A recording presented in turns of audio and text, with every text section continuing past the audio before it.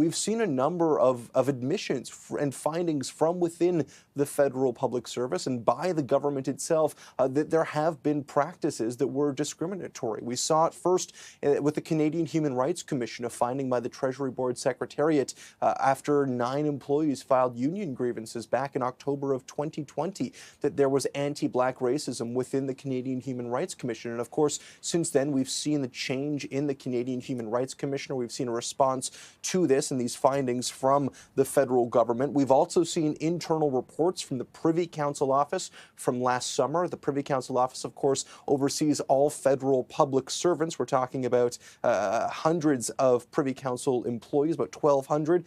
Some were interviewed. Some of those who were interviewed were racialized, and inside that internal report, there were findings of discriminatory behavior that was being, and I quote here, regularly practiced and normalized, including at the executive level. It spoke about distrust for the higher Privy Council office from Black and racialized employees.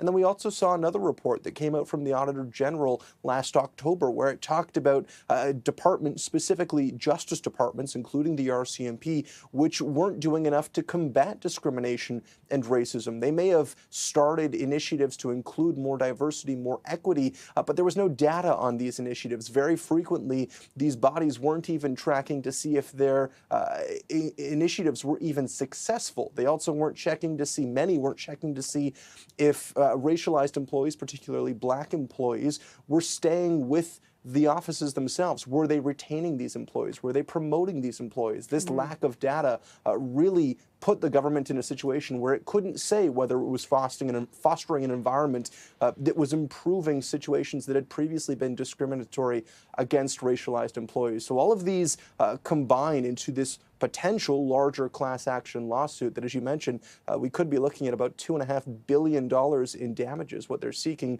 but the next 12 days will determine whether they're able to bring that forward as a group.